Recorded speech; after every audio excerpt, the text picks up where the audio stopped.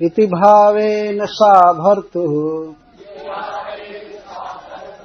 आचचारा सकृत्प्रियाम् शुश्रूषयानुरागेण प्रश्रयेण दमेन च भक्त्या परमया राजन् मनोज्ञैर्वल्गुभाषितैः मनोजग्राह भावज्ञा सुस्मितापाङ्गवीक्षणैः एवं स्त्रिया जडीभूतो विद्वान् अपि विदग्धया वाढमित्याह विवशो न तच्चित्रमिजोषिति विलोक्यैकान्तभूतानि भूतान्यादौ प्रजापतिः स्त्रियं चक्रे स्वदेहार्धम् जया पुंसां मतिर्हृता एवं शुश्रूषितस्तात भगवान् कश्यपस्तदा भगवान् कश्यप स्त्रिया प्रहस्य परम प्रीतो दितिमाहाभिनन्द्य च कश्यप उवाच वरं वरय वामोरु प्रीतस्तेऽहम् अनिन्दिते स्त्रिया भर्तरि सुप्रीते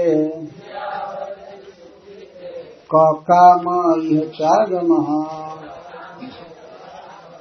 पतिरेव हि नारीणाम् दैवतं परमं स्मृतम् मानसः सर्वभूतानां वासुदेवः श्रियः पतिः स एव देवतालिङ्गैः नाम रूप विकल्पितैः युज्यते भगवान् पुंभिः स्त्रीभिश्च पतिरूपधृक् तस्मात् पतिव्रता नार्यः श्रेयस्कामः सुमध्यमे जजन्ते नम्यभावेन पतिमात्मानमीश्वरम् सोऽहं त्वयार्चितो भद्रे ईदृग्भावेन भक्तितः तत्ते सम्पादये कामम्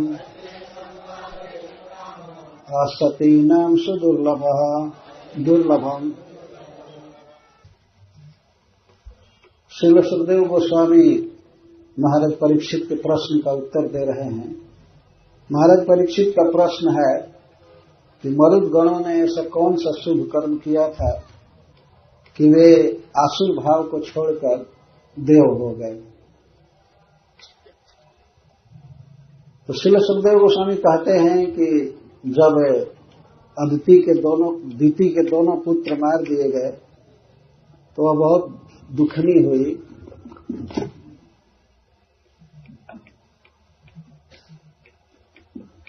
और बहुत परिताप करती थी। इसके साथ साथ उसका क्रोध भी बहुत बढ़ गया इंद्र के प्रति। उसके मन में यही निरंतर भाव रहता था कि कब मुझे ऐसा एक पुत्र प्राप्त होगा जो इंद्र का वध करेगा। और इस अभिप्राय से वो अपने पति की प्रसन्नता हासिल करने के लिए सेवा करने लगी। पुत्र प्राप्त करना है, ये प्रथम उद्देश्य है, क्योंकि हत पुत्र उसके पुत्र मार दिए गए थे, बिना पुत्र के हो गई थी बेचारी। तो पुत्र की इच्छा तो स्वाभाविक है, लेकिन इंद्र का वध करने वाला पुत्र चाहिए, यह दिति का अभिप्राय बहुत कर्कश था, बहुत क्रूर था। पर अपने इस क्रूर कठिन भाव को बहुत चतुराई से छिपा करके और पति की सेवा करने लगी, सब तरह से सेवा कर रही थी। सुखदेव गोस्वामी यहाँ कहते हैं, जिसकी व्याख्या में कल किया था, शुश्रूषयानुरागेण प्रश्रयेण दमेन। शुश्रूषा, शुश्रूषा का अर्थ है सेवा। सेवा का यहाँ पर अर्थ है, जैसा मैं कल कहा था, ये क्यों माइक बजा रहे हैं?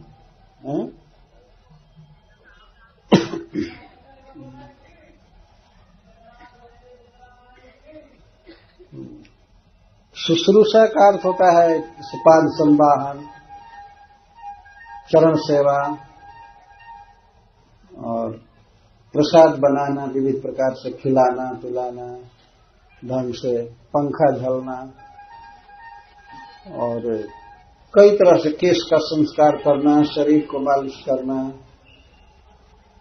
और कपड़ा साफ करना, वस्त्र साफ करना, घर साफ करना, सब तरह से पति की सेवा में लगाई थी अपने शरीर को। इसको शुश्रूषा कहते हैं। वास्तव में यह स्त्री का परम धर्म है कि वह पति की सेवा करे। इस तरह सेवा करने लगी। शुश्रूषा अनुराग है, और अनुराग का अर्थ स्नेह, पति से सच्चा प्रेम करती थी।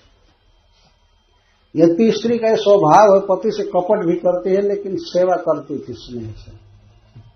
वो स्वभाव है, स्वभाव बदला नहीं जा सकता है।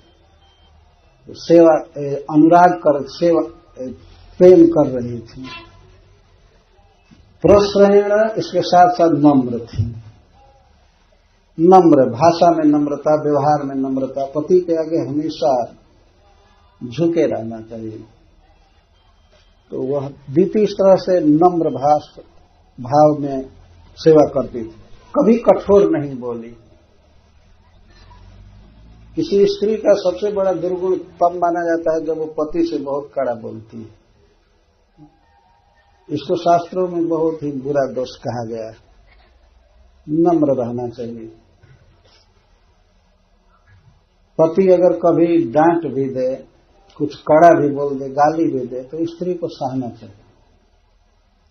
ये स्वाभाविक है। आखिर कोई एक तो सहेगा ना। एक दिन मैं सुना डायरेक्ट, एक स्त्री को उसका पति कुछ गाली दे रहा था, तो वो उसके बाद हरे कृष्ण, कभी उद्विग्न हो जाए, डिस्टर्ब हो जाए और किसी तरह से अपशब्द का प्रयोग कर दे, तो पति का धर्म है, गुस्सा है, इसको सहना चाहिए। लेकिन इसके ठीक विपरीत एक दिन मैं सुन रहा था, एक पति थोड़ा सा कठोर शब्द बोल दिया तो पत्नी कहती है, पहले चुप रहो, तुम चुप रहो। और इसके बाद उसने बोलना चालू किया और कहती है, मैं बोल सकती हूं, तुम जबान मत खोलना। समझे? जबान मत खोलना। मैं बोल सकता हूं। पति कह रहा था कि नहीं, मैं बोल सकता हूं, तुमको सहना चाहिए। नहीं, चुप, मैं बोल सकती हूं। इस तरह से वो पति बेचारे बिल्कुल गूंगे जैसे चुप हो गए। चुप। तो दीति बहुत ही नम्रता के साथ सेवा करती थी। दमेन च, और इंद्रिय निग्रह करके, खाने के विषय में, पहनने के विषय में और इंद्रियों के भोगों के विषय में निष्प्रिय थी। वास्तव में वह भीतर से सकाम थी। अपने पति कश्यप जी का संग चाहती थी, पुत्र चाहती थी, लेकिन सेवा ऐसे कर रही थी जैसे लगता है नहीं, उसे इंद्रिय सुख की कोई जरूरत नहीं, यह दिखा रही थी। और भक्त्या परमया, अपने को दासी समझकर अपने पति को परम आराध्य समझ करके सेवा करती थी। इसके साथ साथ मनोज्ञ मंजु भाषित, बलगु भाषित, बहुत सुंदर बोली बोलती थी। हर एक समय बहुत सुंदर तरीके से बोलती थी और देखती थी बहुत अच्छे प्रकार से। मुस्कुरा करके देखना, तिरछी चितवन से देखना, इस तरह से उसने अपने पति के मन को जग्राह पकड़ लिया। मनोजग्राह, भावज्ञा। वो अपने पति के अभिप्राय को समझती थी और जान गई कि यह पूरा पूरा हमारे कंट्रोल में आ चुका है। वो समझ गई, जिस तरह से सेवा कर रही थी जिस उद्देश्य से, तो कश्यप जी के भाव को भी वो समझ गई। तो कश्यप जी दीति के क्रूर अभिप्राय को नहीं समझ रहे थे और उनकी इच्छा हो गई कि मैं अपनी पत्नी का संग करूं। वास्तव में एक ऋषि हैं, समस्त जीवों के पिता। तो दीति के भाव से, दीति के सेवा से प्रसन्न हो गए और उन्होंने ये इच्छा प्रकट की कि इसका संग करना चाहिए और इसकी अन्य भी कुछ कामनाएं हो तो उसे पूरा करना चाहिए, क्योंकि इसने बेचारी ने मेरी बहुत सेवा किया। तो भावज्ञा, भाव को जानने वाली दीति अपने पति के अभिप्राय को समझ गई। इस विषय में स्त्रियों को बहुत चतुर कहा गया है। पुरुषों का परीक्षण तुरंत कर लेती हैं। पुरुष नहीं समझ पाते हैं, लेकिन उनके पास एक्सरे होता है, वो तुरंत समझ लेते हैं उनके भाव को। यहां भावज्ञा कहा गया दीति। ध्यान रखें कि पिता, जो समस्त जीवों के पिता हैं, उसके पति हैं, उसके भाव को नहीं समझ पाए और वो इनके भाव को समझ गए पूरा पूरा। भावज्ञा। सुस्मिता पांग वीक्षण, मधुर मुस्कान और तिरछी चितवन से उनको अपने वश में कर ली।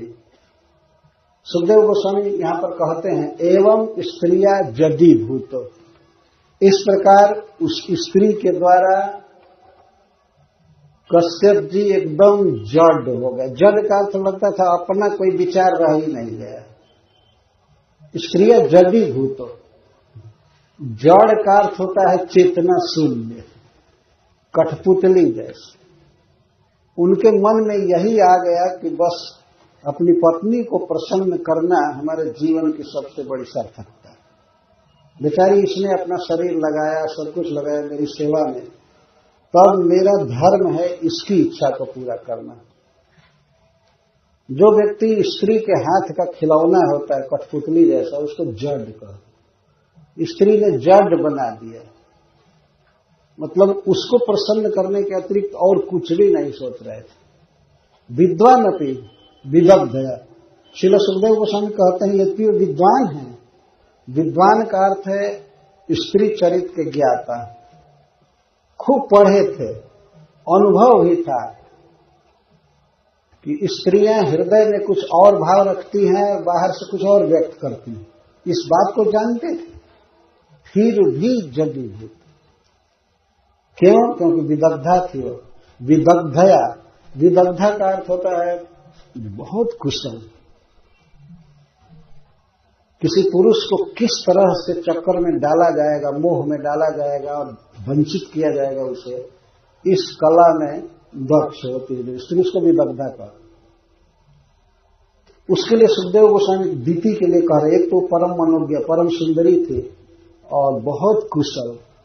इतने बड़े विद्वान को, कश्यप जी को किस तरह अपने हाथ के अंदर कर लें, वो इस विषय में कुशल थे। तो श्रीधर स्वामी ने लिखा है कि वो कपटाचार निपुणया, कपट का आचरण करने में निपुणा थी, पूर्ण पारंगत। इतने क्रूर भाव को कश्यप जी बिल्कुल नहीं समझ पाए। ये कपटाचार थे, सेवा तो कर रहे थे।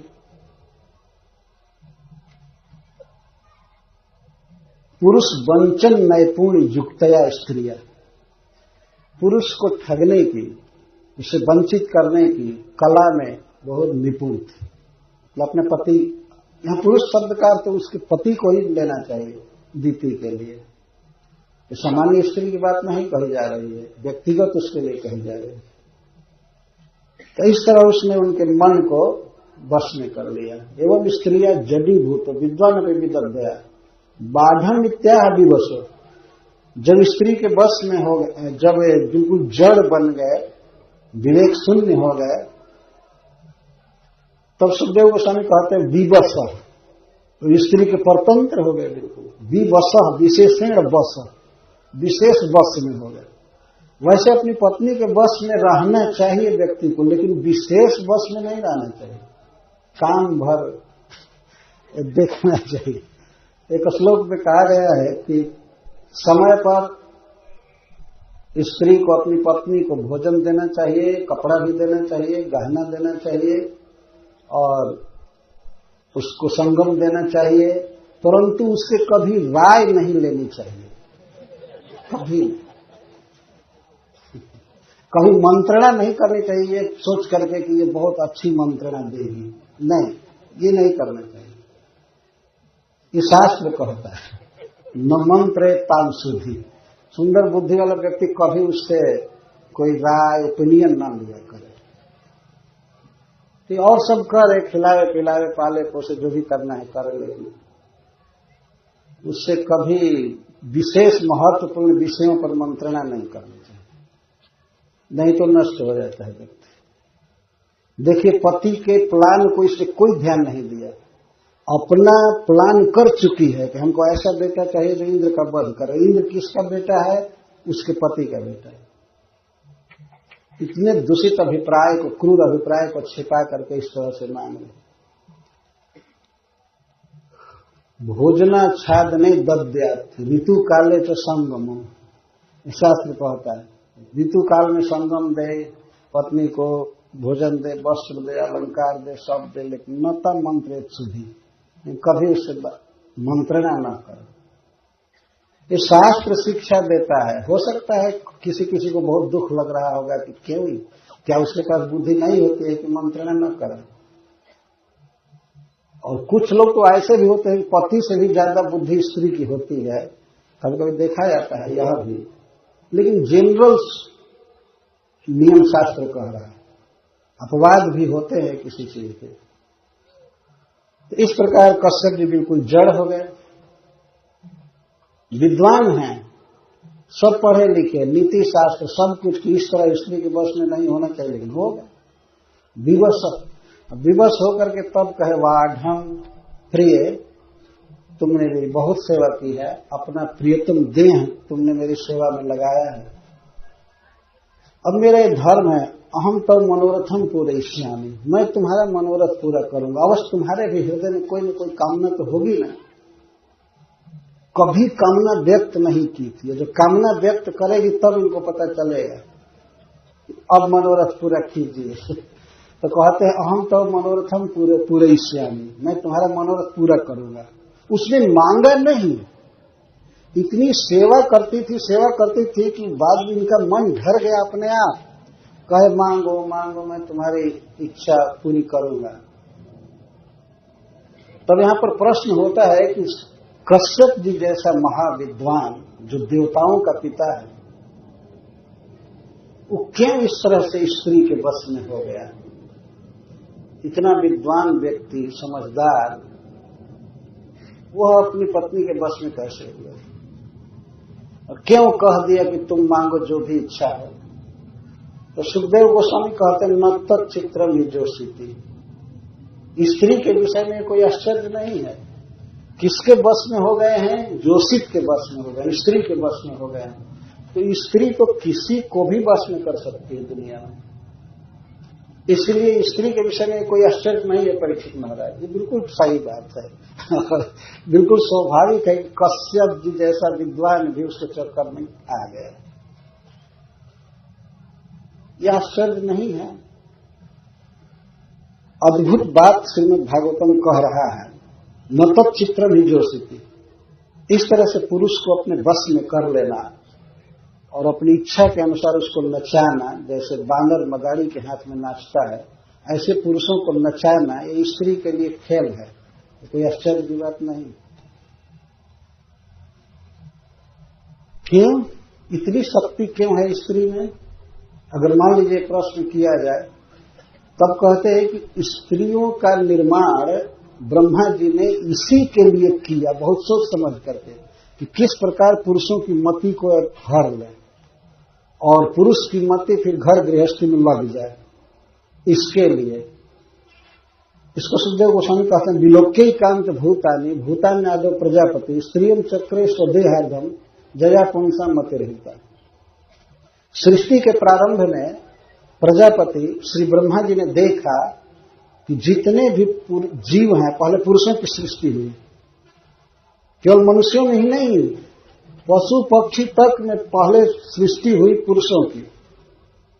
तो ब्रह्मा जी ने देखा एकांत भूतान, ये सब निसंग हैं, न कोई घर बना रहे हैं, न कोई किसी से प्रेम कर रहा है, न कुछ कर रहा है।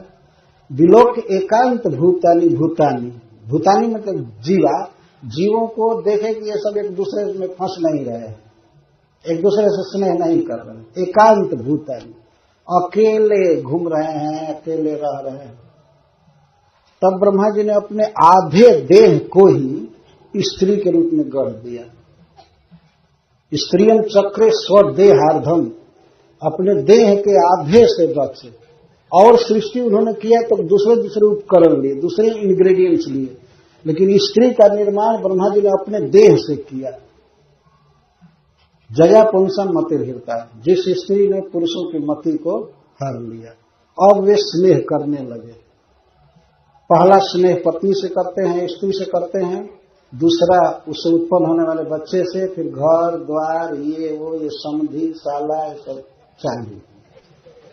ये स्त्री के कारण है। वास्तव में स्त्री ने सारे सृष्टि को बांध दिया स्नेह के सूत्र में।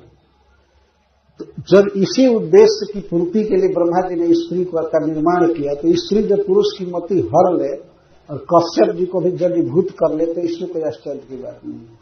ब्रह्मा जी इसी काम के लिए स्त्री का निर्माण किए। ये बहुत महत्वपूर्ण बात सुखदेव गोस्वामी बोल रहे हैं। इसी पुरुष मोहन के लिए, पुरुष वंचन के लिए ही स्त्री का निर्माण किया गया, नहीं तो ये कोई काम धंधा नहीं करेंगे। इन पुरुषों को इस तरह से स्नेह पास में जकड़ना जरूरी है, नहीं तो ऐसे ही फ्री बाबा जी बनकर घूमते रहेंगे। शुरू में लोग कोई काम नहीं कर रहे थे, कुछ नहीं कर रहे थे, तब ब्रह्मा जी ने स्त्री का निर्माण किया।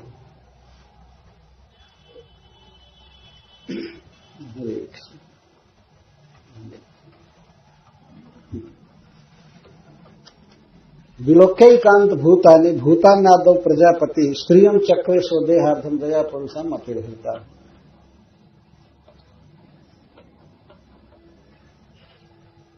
स्त्री में यही विशेषता ब्रह्मा जी ने भरा है। उनमें सौंदर्य, मधुर वचन और कपट का आगार हृदय, ऐसा उन्होंने भरा है।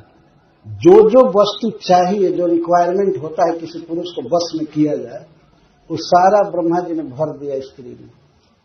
वो कहाँ जा सकता है, बाहर हो ही नहीं सकता है। यही कारण है कि देवताओं के पिता श्री कश्यप जी अपने स्त्री के हाथ में बिल्कुल कठपुतली जैसे हो गए। कह दिए कि ठीक है, तुम मांगो, जो मांगना हो मांगो। एवं सुश्री सत्पात्र भगवान कश्यप स्त्रिया। और इनके विषय में सुखदेव गोस्वामी कहते हैं भगवान समर्थ हैं, महाज्ञानवान हैं, फिर भी अपनी पत्नी के बस में हो करके और हंस करके, प्रहस्य हंस करके उसका अभिनंदन करते हुए इस तरह से बोले। यह अभिनंदन इस ग्रंथ से बाहर है। क्या अभिनंदन किया होगा अपनी पत्नी का, वो स्वाभाविक समझा जा सकता है। उसकी सेवा की प्रशंसा किए होंगे, उसके सौंदर्य की प्रशंसा किए होंगे, और इस प्रकार बोले। कश्यप जी बहुत प्रसन्न हैं अपनी पत्नी पर और खुल करके बोल रहे हैं, वरम वरय बामोरु प्रीतस्ते हम अनिंदिते। दो संबोधन कर रहे हैं अपनी पत्नी के लिए, बामोरु और अनिंदिते। वाम का अर्थ होता है सुंदर और उरु का अर्थ होता है जांग, थाई। हे सुंदर जांघों वाली, मैं तुम पर बहुत प्रसन्न हूं। इसके द्वारा भी कश्यप जी की काम वासना व्यक्त हो रही है। सेवा तो की है, लेकिन सेवा की अपेक्षा कश्यप जी उसके सौंदर्य से ज्यादा आकृष्ट है। ये संबोधन बता रहा है। तो ऐसा क्यों संबोधन करेंगे?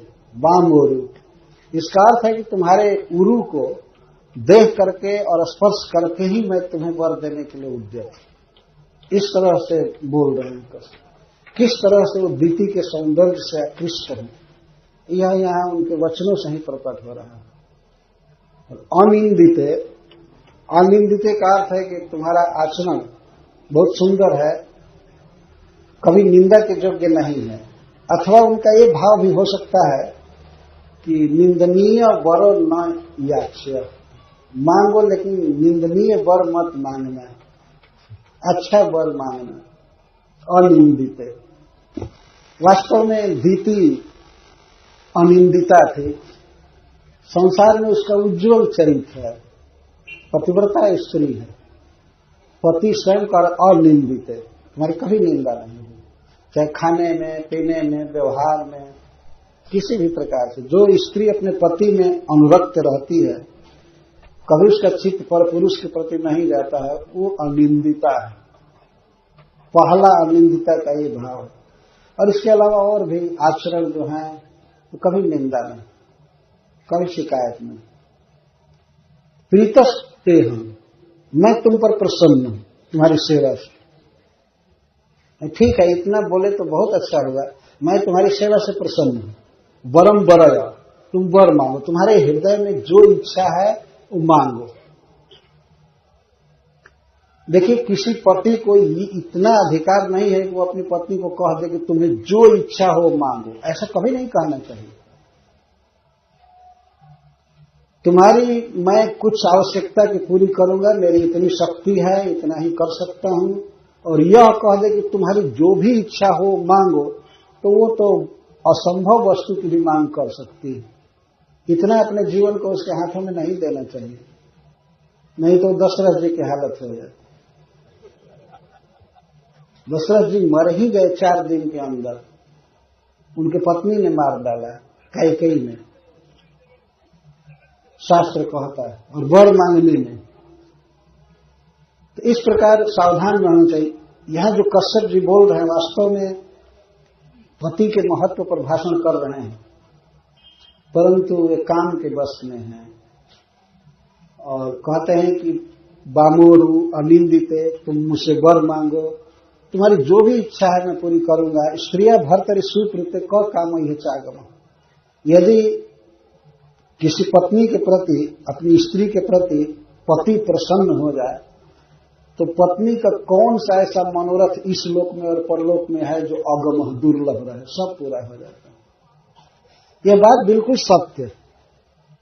यदि पति प्रसन्न हो जाए अपनी पत्नी पर, तो वास्तव में भगवान की व्यवस्था है कि भगवान की कृपा से उस स्त्री के सारे मनोरथ पूरे हो जाते हैं, इस लोक में भी और परलोक में भी स्वर्ग आदि की प्राप्ति होती है।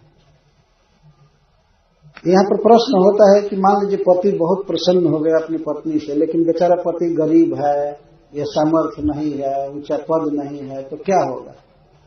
नहीं, वो पति नहीं करता है, भगवान उस स्त्री के धर्म से प्रसन्न होकर के ऐसा सुयोग देते हैं कि उसे इस लोक में भी धन, संतान, सुंदर यश, लंबी आयु आदि प्राप्त होती है, और यह शरीर छोड़ने के बाद उसको बहुत सुंदर लोक प्राप्त होता है। ये नियम है भगवान का। किसी को ऐसा नहीं सोचना चाहिए किसी स्त्री को कि इस पति की सेवा करके मैं क्या करूंगी, मर जाऊंगी तो कुछ नहीं कर पाएगा। नहीं, धर्म का आचरण यहां किया जाता है, धर्मो रक्षते रक्षित। तो भगवान की ऐसी व्यवस्था है कि उस स्त्री की कामनाएं पूरी हो जाती है। स्त्रिया भर्तरि सुप्रीते क काम यह चागम। भर्तरि सुप्रीते, यदि पति प्रसन्न हो जाए अपनी पत्नी की सेवा से, तो उस स्त्री के लिए कोई भी वस्तु दुर्लभ नहीं। तो इस पर प्रश्न होता है कि अरे जब भगवान प्रसन्न होते हैं तब किसी की इच्छा पूरी होती है, पति के प्रसन्न होने से क्या होगा? शास्त्र कहता है कि जब भगवान प्रसन्न होते हैं तब स्त्री की कामना पूरी होती है। इस पर कश्यप जी कहते हैं भगवान ही तो पति के रूप में काम करते हैं ना। मानसः सर्वभूतानां वासुदेव श्री पति। भगवान कृष्ण वासुदेव सभी प्राणियों के मन में निवास करते हैं, हृदय में निवास करते हैं। उनको मानसः वासुदेव कहा गया, मन में वास करते हैं। और वही वास्तव में श्रीपति हैं, लक्ष्मीपति हैं, लक्ष्मी नारायण हैं। तो पति के हृदय में वही बसते हैं। अतः कोई स्त्री अगर अपने पति की सेवा करती है तो उसके उस सेवा से भगवान वासुदेव प्रसन्न हो जाते हैं। तब कहा जाता है कि नहीं, भगवान की पूजा, पति की पूजा कैसे भगवान की पूजा हो जाएगी। तब कश्यप जी आगे इस सिद्धांत को कह रहे हैं। पहले तो उन्होंने कहा पति रेव ही नारी नाम दैवतम परमाणु स्मृतम। नारियों के लिए, स्त्रियों के लिए पति ही सबसे बड़ा दैव है, आराध्य है, इष्ट देव है। क्योंकि उसके हृदय में भगवान वासुदेव विराजते हैं। और ऐसे देखा भी जाता है कि भगवान वासुदेव, भगवान कृष्ण विविध नाम से, विविध रूप से पूजित होते हैं। वही पूजित होते हैं। जैसे इंद्राय स्वाहा, अग्नेय स्वाहा इति जो बात कही जाती है। हरे कृष्ण, थोड़ा दूर से कीजिए।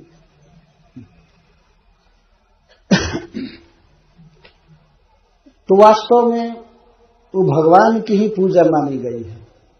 ऐसा एक ग्रंथ में कहा गया है कि जैसे सारी नदियां अंत में समुद्र में गिरती हैं, उसी तरह से किसी को भी किया गया प्रणाम, किसी देवता की गई पूजा, वो भगवान को ही जाता है, भगवान को जाता है। जो व्यक्ति अगर यह मान करके सेवा करे कि हम, जो स्त्री ये सेवा, इस भाव से सेवा करे कि मेरे पति साक्षात भगवान हैं, भगवान कृष्ण में निवास करते हैं और मैं कृष्ण को प्रसन्न करना चाहती हूं तो अपने पति को प्रसन्न करूं, तो ऐसा करने से वास्तव में भगवान प्रसन्न हो जाते हैं। यह नियम। तो भगवान विविध नाम से, विविध रूप से पूजे जाते हैं। इज्जते भगवान को भी स्त्रीभिश्च पति रूप धी। स्त्रियों के लिए भगवान पति के रूप में पूजे जाते हैं। स्त्रीभिश्च पति रूप धृक। स्त्रियों के लिए भगवान पति का रूप धारण करते हैं। इसलिए पतिव्रता स्त्रियां, हे सुमध्य में, हे सुंदर मध्य प्रदेश वाली, इसीलिए श्रेयस कामा स्त्रियां अपने जीवन में जो उन्नति चाहती है स्त्रियां, वे पति की ही आराधना करती हैं, पति की पूजा करती हैं। जजन्ते अनन्य भावे न पति न आत्मान ईश्वर। तो मैं तुमसे बहुत प्रसन्न हूं तुम्हारी सेवा से और इस प्रकार के भक्ति भाव से, तो तुम्हारी सारी कामनाओं को मैं पूरा करूंगा, जो असती स्त्रियों के लिए अत्यंत दुर्लभ है। जो स्त्रियां अपने पति में प्रेम नहीं करती हैं, उनका यह लोक भी नष्ट हो जाता है, यहां भी सुखी नहीं रहती हैं, और परलोक में तो नरक गामिनी बनना ही पड़ता है। दोनों लोक साफ हो जाते हैं। लेकिन जो सती हैं, जो पति से प्रेम करती हैं, इस लोक में भी वे यशस्विनी रहती हैं, सुख मिलता है, और परलोक तो सुख से भरा हुआ रखा ही है। असतीनम सुदुर्लभम। असती स्त्रियों के लिए सुदुर्लभ। इस प्रकार कश्यप जी कह रहे हैं। लेकिन इस प्रसंग में कश्यप जी ने जो ये बात कहा, बार बार कहा कि पति के रूप में ही भगवान है स्त्रियों के लिए, इस तरह से किसी पति को प्रवचन नहीं करना चाहिए। दूसरा व्यक्ति भले सिखावे ठीक है, लेकिन पति बोले कि पति ही भगवान है स्त्री के लिए, ये गलत प्रवचन होगा। जैसे कोई गुरु स्वयं ही कहे कि शिष्यों के लिए गुरु साक्षात भगवान। दूसरा कोई कहे तो ठीक है, लेकिन गुरु अगर खुद कहे अपने शिष्यों से, तब तो उसकी वही हालत होगी जो कश्यप जी की हुई बाद में।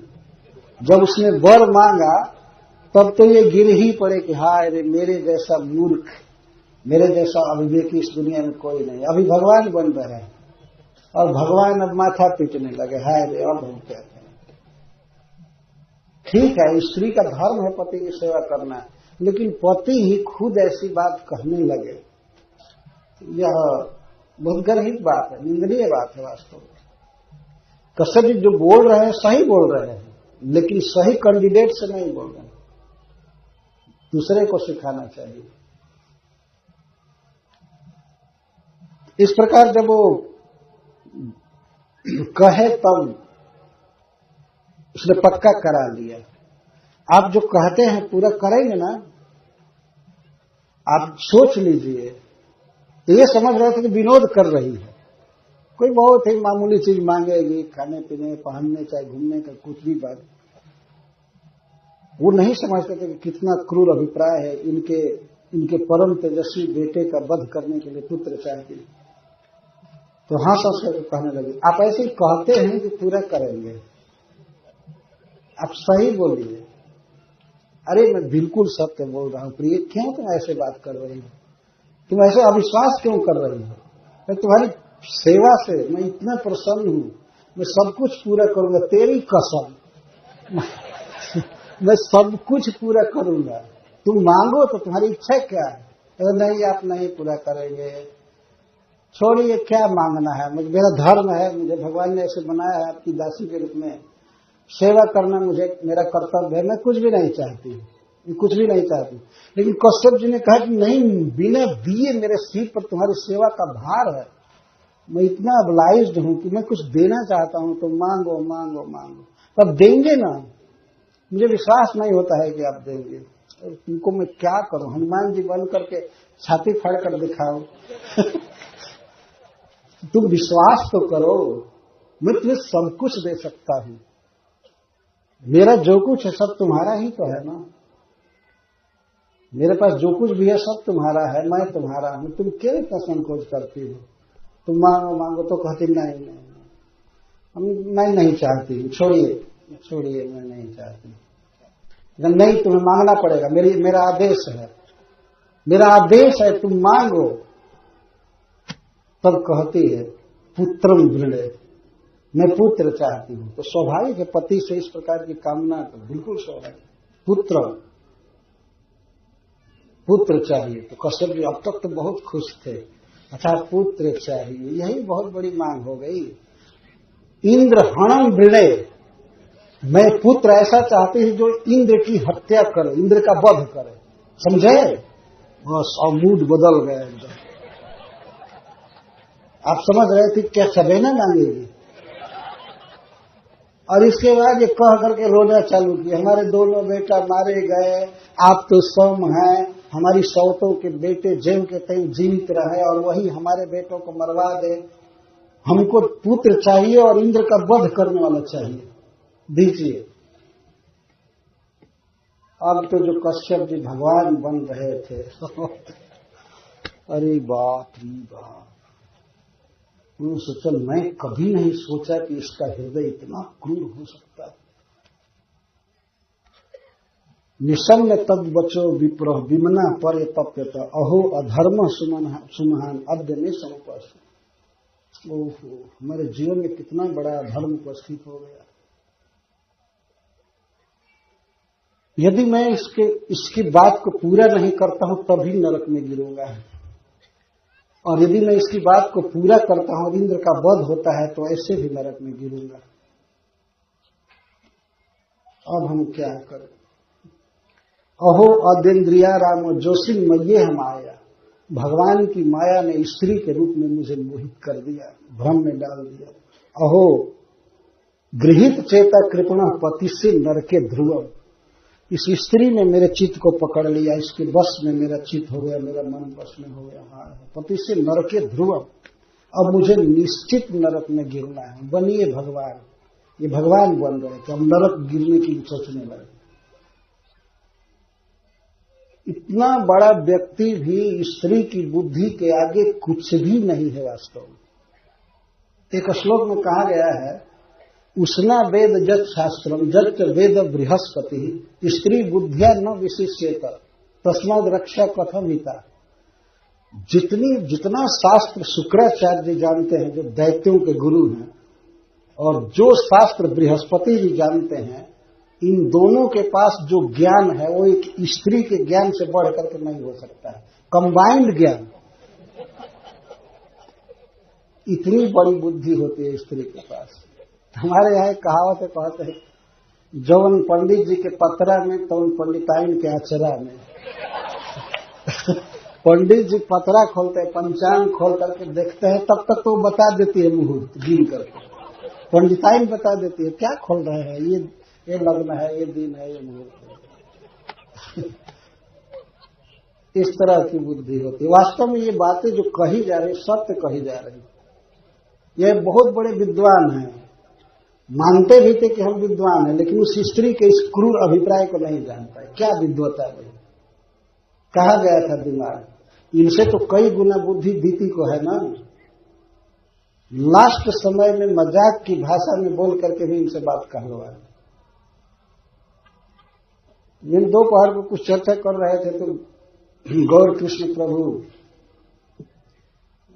जो मेरे साथ आए हैं तो कहे कि भगवान के दोनों बाप भी इस चक्कर में पड़ गए। दशरथ जी की याद आ रही थी, वो भी भगवान के पिता हैं और ये भी वामन देव के पिता है। उस समय नहीं, कभी बनेंगे, मतलब हो चुके हैं वामन, कश्यप जी के पुत्र वामन। तो जब भगवान के बापों की ये दशा है तो औरों की क्या दशा है। इस तरह स्त्री के चक्कर में पड़ जाना। हमारे दशरथ का मैं कुछ सादृश्य यहां देख करके एक उपाख्यान कह रहा हूं। रामायण में कथा है, महाराज दशरथ ने भगवान राम को राज्य देने के लिए दिन घोषित किया वशिष्ठ जी के कहने से। वशिष्ठ जी ने कहा कल राज्य दे दीजिए राम को, बहुत शुभ मुहूर्त है। तो दशरथ जी बहुत प्रसन्न हुए, उन्होंने अयोध्या को सजाने के लिए आज्ञा दे दिया कि आज सजाया जाए। उधर मंथरा की बुद्धि को देवताओं ने फेर दिया था, सरस्वती ने। मंथरा ने देखा कि नगर सजाया जा रहा है, लोगों से पूछा क्या सजाया जा, क्यों सजाई जा रही है अयोध्या। तो कुछ लोगों ने कहा कि कल राम का राज्य तिलक है। इसको सुनते ही वो जल गई, उसकी बुद्धि तो भ्रष्ट थी। वो कैकेयी के पास गई, तो बहुत लंबा इतिहास है, मैं उतना नहीं कहना चाहता। किसी भी तरह से उसने कैकेयी की मति को राम और कौशल्या, दशरथ सबके विरुद्ध बना दिया। जो राम से वास्तव में प्रेम करती थी, स्नेह करती थी, वो माता कर्कश हृदय की हो गई मंथरा की बात से। गोस्वामी तुलसीदास जी इस प्रकरण के अंत में कहते हैं कि को न कुसंगति पाई नसाई, रही न नीच मते चतुराई। कुसंग पाकर कौन नहीं नष्ट हो जाता। नीच व्यक्ति से राय लेने पर न रही चतुराई, रही न नीच मते चतुराई। अपने से छोटे लोगों से राय नहीं लेना चाहिए कि इस विषय में क्या किया जाए। संगति वैसे मनुष्य को करनी चाहिए जो अपने से ज्ञान में बढ़े, अनुभव में बढ़े, तो लोग अच्छा राय देंगे, अच्छा निर्णय देंगे। छोटे लोगों से क्या राय लेंगे। कैकेयी इतनी महान महिला थी, इतनी सद्गुणवती, परम सुंदरी थी। महाराज दशरथ की पत्नियों में वो सबसे सुंदरी थी और बहुत पढ़ी लिखी थी, बहुत बड़े राजा की पुत्री थी। और महाराज दशरथ उसको मानते भी थे, अपने साथ ले जाते थे कहीं भी, स्वर्ग में जहां तहां। वह भी पतिव्रता स्त्री थी, बहुत मानती थी। लेकिन उसने जो इस दासी का संग किया, थर्ड क्लास की मंथरा, पता नहीं उसका रजिस्ट्रेशन भी नहीं हुआ था, किस गांव की है, कहां की है, ऐसे रहने लगा। हाँ, वाल्मीकि रामायण में लिखा गया है, जब राम वन में चले गए तब लोग पूछे कि भाई कैसे कैसे हुआ, तो कैकेयी ने इस मंथरा का संग किया। तो लोग पूछते थे मंथरा कहाँ की है, तो पता लगाया कि कोई पूछा ही नहीं आज तक कि कहाँ की थी। वैसे ही आकर के कैकेयी की सेवा करती थी। पूछना चाहिए ना कि कहाँ का है, किस देश का है, किस प्रदेश का है, किस गांव का है, इसका बैकग्राउंड क्या है, पूछना चाहिए ना। इतनी गलती किया था कैकेयी ने, तो उसकी बुद्धि को कैकेयी ने भ्रष्ट कर दिया। उसने कहा कि तुम कोप गृह में जाओ और 2 वर मांगने के लिए तुमने हमको बताया था कि राजा तुमको 2 वर देने के लिए कहे हैं, तो तुम जा करके उनसे वर मांगो। एक से भरत को राज्य मांगो और दूसरे से राम को वनवास मांगो, बस काम हो जाएगा। कैकेयी के मन में घोर शत्रुता आ गई, लेकिन कितना कपट करके वो राजा दशरथ के पास गई है। कोप भवन में गई। कोप भवन का अर्थ होता है मान भवन, क्रोध का भवन। राज परिवार में किसी को कोई तकलीफ होती थी तो वो जा करके उस सेल में, उस घर में रुक जाता, और राजा 24 घंटे में एक बार विजिट करते थे उस घर में कि किसी का कोई कंप्लेन है, राजकुमार का या पत्नी का या मंत्री का या किसका, तो सुनते थे और सांत्वना देते। तो राम को राज तिलक देना है कल, इसकी खुशखबरी सुनाने के लिए सांझ के समय राजा दशरथ कैकेयी के पास गए। दिन भर और लोगों को काम देते रहे कि ये काम करना, ये काम करना है, ये करना है, वो करना है। शाम के समय उन्हें फुर्सत मिली तो अपनी परम प्रिया पत्नी कैकेयी को संवाद देने के लिए गए। सांझ समय सानंद नृप गय कैकेयी गेल, गवन निठुरता निकट किए जलधर देह समय। वर्णन करते हैं कि सांझ के समय महाराज दशरथ कैकेयी के घर गए। कोप भवन नहीं गए, घर गए। ऐसा लगा, और कैकेयी तो कोप भवन में गई थी। गोस्वामी तुलसीदास जी कहते हैं कि गवन निठुरता निकट किए जलधर देह समय। ऐसा लगा जैसे मूर्तिमान अफेक्शन, मूर्तिमान स्नेह शरीर धारण किया हो और निष्ठुरता के पास जा रहा है। कैकेयी तो बिल्कुल शत्रु बन गई थी, सचित बिल्कुल विपरीत हो गया था। तो कहते जैसे निष्ठुरता के पास मूर्तिमान स्नेह जाए, ऐसे राजा दशरथ कैकेयी के पास गए। वहां जाने के बाद यही दासी मिली, मंथरा मिली।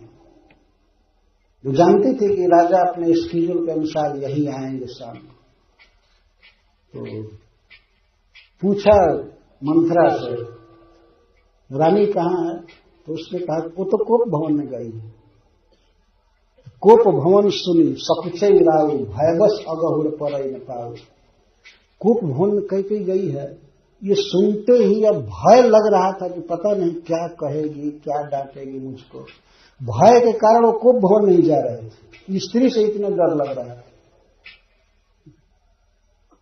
एक स्त्री से इतना डर गए, कोप भवन सुन सकते उड़ाऊ भयबस अगहुर पर न पाओ। पैर ही नहीं चल रहा था। अरे क्या करती, कौन मजिस्ट्रेट है, लेकिन इतना बड़ा कमांड होता है पति पर पत्नी का कि आज वो रुस गई है, आज उसको कोई तकलीफ है, क्या है, मेरे द्वारा क्या भूल हुई, मैं क्या सप्लाई नहीं दिया। राजा दशरथ सोचने लगे, भय लग रहा था। तो आगे वो कहते हैं कि सुरपति बसई बाह बल जाके, नरपति रहाई सकल रुखता के जागता के। देवराज इंद्र दशरथ जी की भुजाओं का आश्रय लेकर के रह रहे थे, दैत्यों को जीतते थे। सुरपति बसई बाह बल जाके, राजा दशरथ की इतनी शक्ति थी, इतने बड़े योद्धा थे कि उनके छत्र छाया में इंद्र पड़ रहे थे, और पृथ्वी के जितने भी नरपति थे, राजा थे, सब राजा दशरथ का रुख देख करके चलते थे उनकी आज्ञा के अनुसार। सो सुनी तीर इस गये सुखाई, देखा काम प्रताप बढ़ाए। ऐसा प्रतापी राजा स्त्री के क्रोध को, मान को सुन करके सूख गया। बाप रे, इतना काम का प्रभाव। सो सुनी तीर इस गये सुखाई, सूख गए, पूरा शरीर से नहीं सूख गए, वास्तव में उनका आनंद सारा समाप्त हो गया। डर हो गया कि मैंने कौन सी प्रिय वस्तु उसको नहीं दिया, क्या हो गया, क्या कमी हो गई। देवराज इंद्र इनके अधीन हैं, इनकी कृपा से जी रहे हैं, सारे राजा इनके अधीन हैं, लेकिन ये रानी के अधीन है। ऐसा राजा देखो काम प्रताप बढ़ाई। काम की कितनी महिमा है, देखिए देखिए, इसी उदाहरण से सीखिए। सुल कुलिस अस्यंग निवारे, ते रतिनाथ सुमन सरमारे। जिनके शरीर पर वज्र, सूल और तलवार भी कुछ नहीं कर सकते थे, उनको रतिनाथ ने, कामदेव ने फूल के बाण से मार दिया। उन काम के बस में होकर सोचने लगे, हमने अपनी प्रिया का क्या प्रीति विधान नहीं किया, क्या नहीं दिया, ये नहीं दिया, वो नहीं दिया, ये सोचने लगे। ये काम प्रताप देखो, काम प्रताप बड़ाई। तो सभय समीप प्रिया पही गए, और बहुत डर करके गए कैकेयी के पास। देखे वहां जा करके अद्भुत दशा थी। भूमि शयन पटमोट पुराना, देखे कि वो पलंग पर नहीं लेटी है, जमीन पर बिना बिछौना के लेटी हुई है। मान कर गई थी, मान नहीं की थी तो पूरा क्रोध में थी, लेकिन राजा दशरथ को ये दिखा रही थी कि मैं मान की हूं, रूसी हूं, हमको कुछ चाहिए। तो राजा दशरथ यही समझ रहे थे कि ये मान कर गई, लेकिन वो तो पूरी शत्रुता के भाव में थी। तो भूमि शयन, देखे कि जमीन पर सोई है, पट मोट पुराना, कपड़ा बिल्कुल मोटा पहनी, मोटी साड़ी, और वही पुराना फटी हुई साड़ी पहनी थी। दिए डारी पटभूषण नाना, और जो बहुत सुंदर साड़ी थी उसको जमीन पर रख दी थी, मोटा साड़ी पहन ली थी पुराना, और शरीर के जितने गहने थे सब फेंक दी थी ताल पर। दिए डार तन भूषण नाना, एक भी गहना नहीं पहनी थी।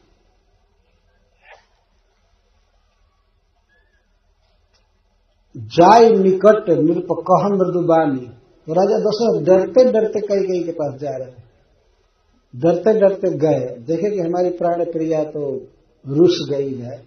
रूसी नहीं थी। देखिए राजा दशरथ की बेवकूफी, अभी समझ रहे कि रूसी हुई है, इसको मैं मना लूंगा। पुरुष कितना अविवेकी होता है, स्त्री की इस घातक चाल को पहचान नहीं पाता है। दिखाया गया शास्त्रों में। जाय निकट निप कह मृदुबानी, प्राण प्रिया के हेतु निशान। सबसे पहले संबोधन कर रहे हैं, हे प्राण प्रिय, हमारे प्राणों से भी तुम अधिक प्रिय हो, कहीं हेतु निशानी, किस कारण से तुम क्रोध में हो, किस कारण से तुम रुस गई हो। कहीं हेतु गामी निशानी, परसत पानी पति ही निवारई। अरे कह करके उसके हाथ को छू रहे हैं, तुमको क्या तकलीफ है, तुमको क्या दुख है, किस कारण से तुम मान की हो। अरे कह करके जब उसके केश का स्पर्श करते, हाथ का स्पर्श करते, पानी निवारे, वो देखती नहीं है और सीधा हाथ झटक देती है, बस हो गया बात, बोलती नहीं है। परसत पानी पति ही निवारई, मानहु सरोस भुवंग भामिनी, विषम भांति निहारई। राजा दशरथ पर ऐसे देख रही थी, लगता था जैसे भुवंग भामिनी किसी भुजंग की स्त्री नागिन देख रही हो क्रोध से, इतना क्रोध से देख रही। राजा दशरथ ये समझ रहे थे कि हमसे रुचि है, अभी एक काम कला है, मतलब काम की एक भंगी विशेष है, ऐसा वो समझ रहे थे। और नहीं समझ रहे थे कितना क्रूर हृदय इसका हो चुका है। वो राम को वन में भेजना चाहती है, कौशल्या से बदला लेना चाहती है। इस बात को राजा दशरथ नहीं समझ रहे थे, अवसर देख रही थी वो नागिन डसने के लिए। दो जो वर हैं वही उसके दोनों दांत कहे गए। और तुलसीदास जी कहते हैं कि राजा दशरथ भवितव्यता बस काम कौतुक पेख है। वो समझ रहे हैं कि काम कौतुक है। स्त्रियों का स्वभाव है इस तरह से पति को कभी कभी झटकती है, मत छुओ, मत बोलो, नौपति की तरफ देखती है, न छूने देती है और न स्पर्श का बात करती। तो राजा दशरथ पहले भी ऐसी घटना का अनुभव कर चुके थे, कई बार इनको ऐसे फटकारा था, मान किया था। स्त्री की शोभा है, वास्तव में स्त्री का मान पति को बहुत प्रिय लगता है, मनाने में उसे बहुत सुख मिलता है। और यह बात है कि जल्दी मान जाना चाहिए स्त्री को, ऐसा नहीं कि अब 2-4 दिन अखंड क्रोध में ही रह जाए और बिना खाए पिए ऑफिस में जाए पति। कुछ मान बहुत प्रिय लगता है, थोड़ा सा मान। तो राजा दशरथ ये समझ रहे थे कि मान की है। अब क्या तुम्हारे दुख का कारण है, क्यों रिसाई हो, क्यों रिसाई हो तुम। काम कौतुक पेख है, बार बार कहराऊ, सुमुखी सुलोचनी पिक वचनी, कारण मोहि सुनाओ गजगामिनी उसको कर। संबोधन क्या कर रहे हैं, सुमुखी सुलोचनी, पिकवचनी, गजगामिनी, बार बार यही संबोधन कर रहे हैं। हे सुंदर मुख वाली, हे सुंदर नेत्र वाली, और हे कोयल जैसी बोलने वाली, और हे हाथी जैसी चलने वाली, तुम अपने क्रोध का कारण तो सुनाओ। जब सुनेंगे तब पता चलेगा इनको। अभी तो ये समझ रहे हैं कि अभी प्रेम कर रही है, लेकिन चित्त कितना बदल चुका है, कितना कठोर, कितना घातक बन चुका है। पुरुष इतना भोला हो जाता है कि वास्तव में स्त्री की इस कठिन चाल को समझ नहीं पाता। बहुत बुरे भाव में वो गई थी कई।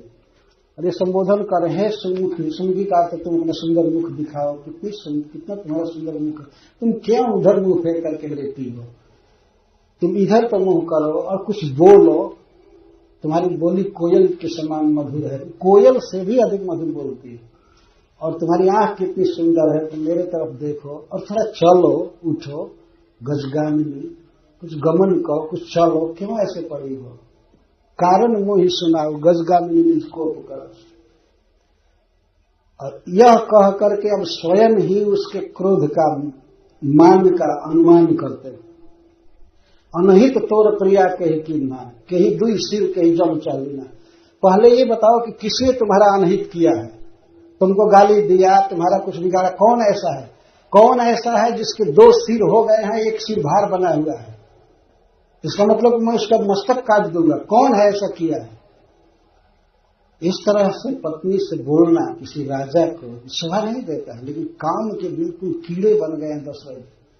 तो ये बोल रहे हैं अनहित तोर प्रिया कही कीन्हा, हे प्रिय तुम्हारा किसने क्या अनहित किया है? कई दुई सिर कही जम चहलीना, किसके 2 सिर हो गए हैं कि एक सिर कटाना चाहता है, एक बचा नहीं है। तो फालतू सिर किसको हो गया? इसका मतलब तुम्हारा जो अनहित किया है उसे मरना निश्चित है। और कहीं जम चहलीना, किसको जमराज लेना चाहता है जो तुम्हारा अहित किया? कहू के हिरण कहीं करो नरेश, तुम बताओ किस कंगाल को मैं राजा बना दूं, और कहू के नृप ही निकासो देश, और किस राजा को देश से निकालू। इसका मतलब कि अगर कहीं कह देते किसी रंग को राजा बना दीजिए तो बना देते, और राजा को देश निकाले का दंड दे सकते।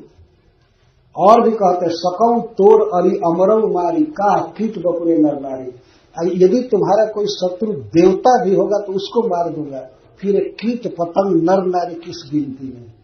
वाह रे राजा, अपने प्रजा को कीट पतंग बना रहा है और अपनी वाइफ के लिए दुनिया को मार सकता है। ये है, देखिए इस तरह से कई ने इनको अपने वश में किया, जो कि विरोध भाव में है, अनुकूल भाव बिल्कुल नहीं है।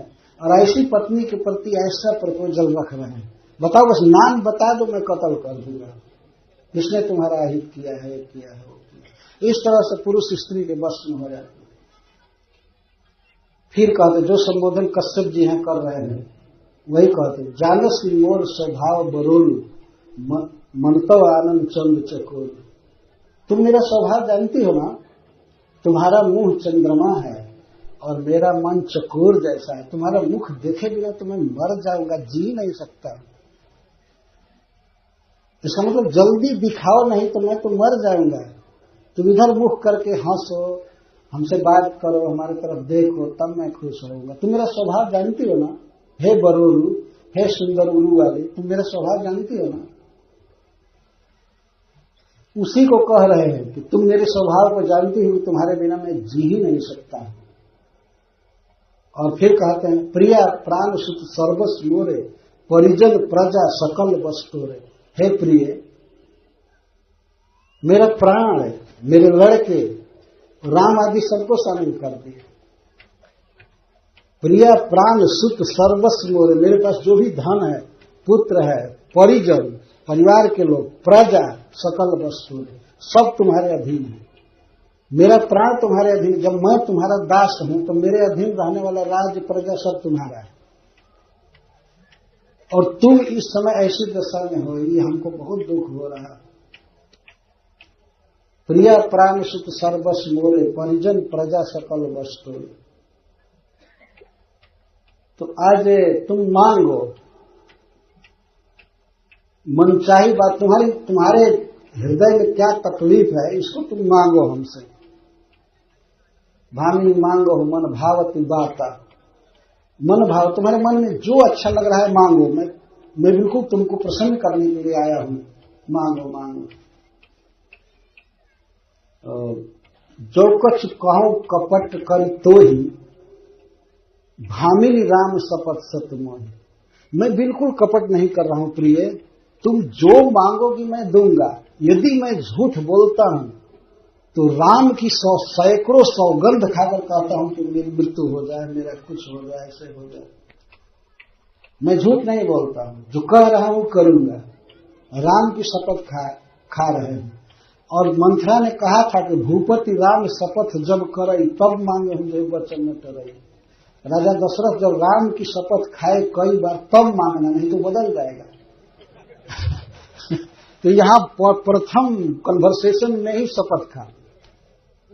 भामिनी राम शपथ सत्य मोहि, राम की सैकड़ों सौगंध कसम खा रहा हूं, मैं सत्य बोल रहा हूं, जो तुम मांगोगी वो मैं दूंगा। इतना जब उन्होंने कहा तो कैकेयी ने जब सुना राम की शपथ खाते हुए तो तुरंत उठकर बैठ गए। राजा दशरथ ने अभी कहा कि तुरंत उठो, और तुम्हें कितना सुंदर शरीर है, ऐसे सुंदर शरीर पर ऐसा कपड़ा पहनी हो, छी छी, तुम्हारे लिए कपड़ा ठीक नहीं, ये तो पशु पहनते हैं ऐसे कपड़े। तुम तो रेशमी साड़ी पहनो, और जो तुम्हारे लिए लाया हूं ये सब पहनो, और भूषण सजहि मनोहर गाता, और शरीर पर तुम्हारा कितना सुंदर शरीर है, इस पर ये सब गहने लगाओ, ठीक नहीं लग रहा।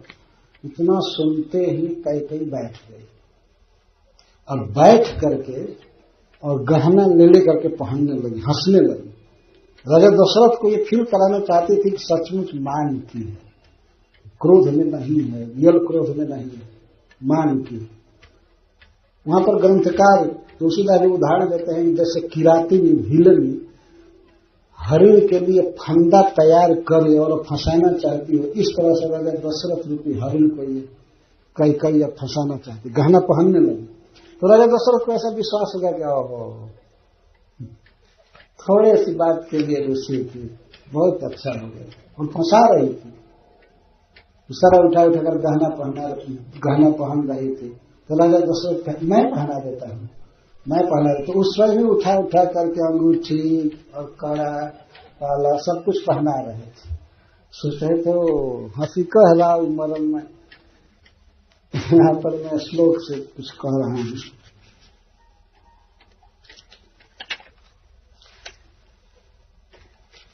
जब उन्होंने कहा कि मांगो मांगो तुमको क्या चाहिए, इसके बाद कहे, पहले जब वो उठ करके खड़ी हो गई और भूषण सजा ली, सारा गहना पहन ली और जान गई, राजा दशरथ को विश्वास होगा कि सुहृद है, वही सी भाव में है मेरी प्रिया, मेरी बात को मान ली, कितनी अच्छी औरत है, कितना अच्छा है, इतनी जल्दी मान गई और गहना पहन ली। तो पुनिक हराऊ सुहृद जिये जानी, प्रेम पुलक मृदु मंजुल बानी। राजा दशरथ को पुलक हो छा गया कैकेयी का व्यवहार देख करके, गदगद वाणी हो गई और कहने लगे, भामिनी भयउ तोर मन भावा, घर घर नगर आनंद बढ़ावा। प्रिय, तुम जो कहती थी ना, तुम्हारा जो मनोरथ था पूरा हो गया। क्या देख रहे हो, घर घर में आनंद बधाई बज रही है, नगाड़े बज रहे हैं, सहनाई बज रही है। तो तुम जो चाहती थी हो गया। वास्तव में कैकेयी पहले चाहती थी कि राम को राज दिया जाए, लेकिन अब तो बदल चुकी है। तो राजा दशरथ उसी पिछली बात को कह रहे हैं, राम ही देव काल जुवराजु, सजय सुलोचन मंगल सारी। राम को कल मैं जुवराज बना रहा हूँ, राज तिलक दे रहा हूँ, तुम मंगल द्रव्य सजाओ और राम के लिए गीत गाओ, उनको टीका दो, तुम्हारे हाथ से ही राज तिलक दिया जाएगा उनको, क्योंकि वास्तव में रानी तुम हो। ऐसे राजा दशरथ कह रहा है। ये बात सुनते ही कैकेयी को इतना तकलीफ लगा हृदय में। उदाहरण देते हैं, दलक उठे सुनी हृदय कठोर, जिमी छुई गयल पाक बरतोर। जैसे पका हुआ बरतोर घाव कोई छू दे, और दर्द करे। इस तरह से जब राम के राज्य अभिषेक की बात सुना कैकेयी ने तो उसका हृदय दलक गया, लगा कि कलेजा फट जाएगा इस सुनकर। लेकिन ऐसे पीर बिहसी उर गोई, चोर नारी जी प्रकट में रोई। पर ऐसे दुख को भी हंस करके सह ली। बहुत दुख लगा राम के राज्य अभिषेक की बात से, लेकिन कैकेयी ने इसको छिपा लिया, हंस करके रहने लगी। जैसे चोर की नारी प्रकट नहीं रोती है। तो मान लीजिए किसी चोर को पुलिस ने पकड़ लिया है, मार दिया है, और चोर का पता नहीं है कि कहां का है। उसकी स्त्री को यदि पता चलेगा कि हमारा पति मार दिया गया, वो प्रकट नहीं रोती है, नहीं तो पुलिस उसको भी पकड़ेगा, अच्छा इसी का पति है। चोर नारी जी में प्रकट न रोई। गोस्वामी जी को लोक का खूब अनुभव था। तो प्रकट नहीं, कुछ भी दुख प्रकाश नहीं की। राजा दशरथ के सामने तो बिल्कुल प्रसन्न चेहरा दिखा रहे थे। हृदय तो दलक उठे, उसमें हृदय कठोर, जन छुई गए पाक बरतोर। ये अवधी भाषा है, लखनऊ बनारस के तरफ के लोग इसको बहुत समझेंगे। गोस्वामी तुलसीदास जी की रचना। पका बरतोर घाव बहुत दर्द करता है, खास करके छूने पर। ये तो लगभग सबका अनुभव होगा। इस तरह से कई को तकलीफ हुई, लेकिन छिपा लिया, बिहसी हंसकर। तब यहां प्रश्न होता है कि राजा दशरथ क्यों नहीं उसके कपट को समझ रहे थे। तो कहते हैं, लखई न भूप कपट चतुराई, कोटि कुटिल मनि गुरु पढ़ाई। करोड़ों करोड़ों कपटी के गुरु है मंथरा, उसने पढ़ाया था। तो कहां से राजा दशरथ समझ पाए इसको? मतलब कैकेयी को पढ़ाया था मंथरा ने, और मंथरा कोटि कुटिल मणि गुरु। करोड़ों कपटी अगर एक जगह इकट्ठा किए जाए तो उनमें जो सबसे श्रेष्ठ होगा वो गुरु पढ़ाया था कैकेयी को। तो कहां से राजा दशरथ समझ पाए? उसने कहा था कि ऐसे हंस करके रहना, कुछ बात करे तो मान लेना, ये मान कभी तुम्हारे हृदय को न समझ पाए, नहीं तो नहीं बढ़ देंगे। इस तरह से वो समझ नहीं पाए। यद्यपि नीति निपुर नर ना हो, नारी चरित जल निधि होगा। और भगवान शिव कहते हैं, इस कथा के कथाकार भगवान शिव तो कहते हैं, यद्यपि राजा दशरथ नीति निपुण व्यक्ति थे और स्त्री चरित्र रूपी समुद्र में खूब अवगाहन किए थे। नारी चरित जल निधि अवगाहन किए थे, स्नातक थे, पूरा स्त्री चरित्र जानते थे, लेकिन कपट। अब कैकेयी को नहीं समझ पाए कि ये कपट कर रही है। वो समझ रहे थे कि स्नेह कर रहे, प्रेम कर रहे। कपट स्नेह बढ़ाई बहोरी, बोली बिहस नयन मुहमोरी। कपट से और स्नेह प्रदर्शित करते हुए कैकेयी कहती हैं, मांगू मांगू पै कहूं पिए, कबहुन देहुन ले, देन कहै वरदान दुई, तेउ पावत संदेह। है प्रियतम, आप मांगने मांगने को तो हमेशा कहते रहते हैं, लेकिन कभी लेन देन किया है आपने? आप तो मांगने मांगने को बहुत कहते हैं, पर कभी देते हैं न लेते। मांग मांग पे कहूं पिए, कबहू न देहु न ले। कितना प्रेम से, बनावटी प्रेम से बोल रही है। ऐसा लगता है कि थोड़ी सी चीज मांगेगी तो मांगने मांगने को तो बहुत कहते हैं, बहुत प्रोमिस करते हैं, लेकिन मुकर जाते हैं। आप तो कुछ देते नहीं है। देन कहू वरदान दुई तेउ पावत संदेह। जरा याद कीजिए, पीछे दिमाग कीजिए, देवासुर वो स्वर्ग में जब आप गए थे तो उस समय आपने मुझे 2 वरदान देने के लिए कहा था। तो जो पहले का वरदान है वही पाने में संदेह है, नया क्या देंगे आप? छोड़ी छोड़ी बात मत कीजिए, जाइए आप, हमको कोई जरूरत नहीं, आप दे नहीं पाएंगे। पहले जो वर मांगी थी, थाती रखी थी, वही नहीं दे पाएंगे, अलग क्या देंगे? कहने का मतलब है कि वही पुराना जो 2 वर मांगना है हमको, वही दे दीजिए, काफी है, नया क्या देंगे? बात मत बनाइए। तो राजा दशरथ इस बात पर इतना खुश हुए, कहे जाने मर्म राव हंसी कहे। तो उन्होंने कहा, ओ अब मर्म समझ आया, मतलब तुमको कुछ चाहिए। तुमको कुछ चाहिए? हमारा बोला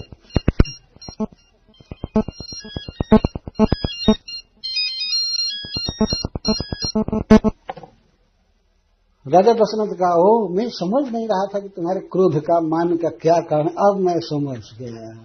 क्या समझ गए? वो का कारण क्या समझे? क्या कुछ नहीं समझे, लेकिन कहते हाँ मर्म समझ गया, मर्म समझ गया। क्या मर्म है? तुम ही कोहाब परम प्रिय आई। कोप करना, मान करना तुमको बहुत प्रिय लगता है, बात की बात में रूठ जाती है। अब मैं समझ गया। मैंने पहले मैं सोचा कि क्या बात है, लेकिन अब समझ में आ गया कि वो मान की है। तुम ही कोहाब परम प्रिय आई। क्रोध करना, मान करना तुमको बहुत प्रिय लगता है। थाती राखी न मांगे का, ये बताओ कि मेरी भूल है कि तुम्हारी भूल है? मैं वर दे रहा था ना उस समय, तो तुमने थाती रख दिया, तो थाती रख दिया, मांगा नहीं, तुमने बाद में मांगा नहीं, तो तुम्हारी गलती है ना। देखो प्रिय, अपनी गलती को मेरे सिर पर मत मारो। तुम गलती की, तुमने कभी मांगा नहीं। मैं तो मांगने को कहता था कि मांगो मांगो, तुमने कभी नहीं मांगा, और बाद में बहुत दिन तक नहीं मांगा तो बिसरी गयो मोरी भोर स्वभाव। भूलने का मेरा स्वभाव है और भूल गया, तो मांगो। क्या मांगती हो? झूठे ही हम ही दोष जनी देव, तुम हमको झूठा दोष मत दो। दुई के चार मांग बकुले, दो के बदले चार मांगो, हमको झूठ मत बनाओ। मैं झूठा व्यक्ति नहीं हूं, मैं झूठा व्यक्ति नहीं हूं, हमको झूठ मत दो, हमको ये लांछन मत दो। दो के बदले चार मांगो, 10 मांगो, 20 मांगो, तुम्हारी गलती है। इस तरह से अपनी पत्नी को डांट रहे, तुम्हारी गलती है, तुमने मांगा क्यों नहीं? तो मांगो, 2 के बदले 4 मांगो। दोष मत दो। रघुकुल रीति सदा चली आई, प्राण जाए पर वचन न जाए। जानती हो मैं रघुकुल का हूं ना। रघुकुल में किसी भी राजा का, किसी भी व्यक्ति का ये नियम है कि भले प्राण चला जाए, लेकिन बात जो मुंह से बोल दिया वो नहीं जा सकता। और वास्तव में बात सही है। रघुकुल रीति सदा चली आई, प्राण जाए पर वचन न जाए। और वो भी किसी को कुछ देने की प्रतिज्ञा कर चुका, तो वचन नहीं जा सकता है। प्राण भले चला जाए, घर का धन चला जाए, सब कुछ चला जाए, लेकिन वो अपने वचन को पूरा करता है। वचन में और आदमी में भेद नहीं है। वास्तव में जो व्यक्ति झूठ बोलता रहता है, प्रतिज्ञा करके भी पूरा नहीं करता है, बहुत अधम व्यक्ति है। रघुकुल बहुत श्रेष्ठ कुल है, और सत्य बोलने जैसा पाप कोई नहीं है। असत्य बोलना पर्वत जैसा है, और दूसरे पाप तो गुंजा फल के समान। सत्य मूल सब सुकृत सुहाय, वेद पुराण विदित मनु गाय। मनु महाराज ने कहा है मनु स्मृति में, और वेद पुराण कहते हैं कि सत्य जो है वही सभी सुकृत का मूल है। ते ही पर राम शपथ है करियाई, सुकृत समय अवधि लग। उस पर भी, एक तो रघुकुल का कोई भी व्यक्ति झूठ बोलता नहीं, उस पर भी मैं राम की शपथ खा करके कहता हूं कि मैं झूठ नहीं बोल रहा हूं, जो तुम मांगोगी वो दूंगा। ये जब बात सुनी तो फिर हंस करके बोली, कैकेयी बोलती, अब वर मांगती, सुनहु प्राण प्रिय भावत जी का, देहु एक बर भरत ही टीका। हे प्राण प्रिय, कितना मधुर बोल रही है, अभी भी बनावटी सब। स्त्रियों में ये कला ब्रह्मा जी ने भरा है कि हृदय में चाहे कितना भी बुरा विचार हो, मुंह पर तो आने ही नहीं देती।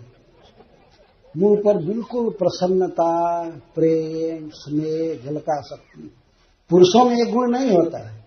पुरुषों का तो face is the index of heart, जो हृदय में हो चेहरे पर आ जाता है, लेकिन स्त्रियां नहीं आने देती।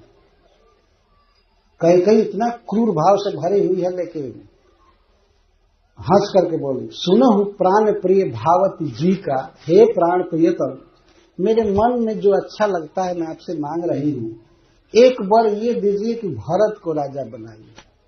यहां तक तो राजा दशरथ बिल्कुल ठीक थे, कोई बात नहीं, भरत राजा हो चाहे राम राजा हो।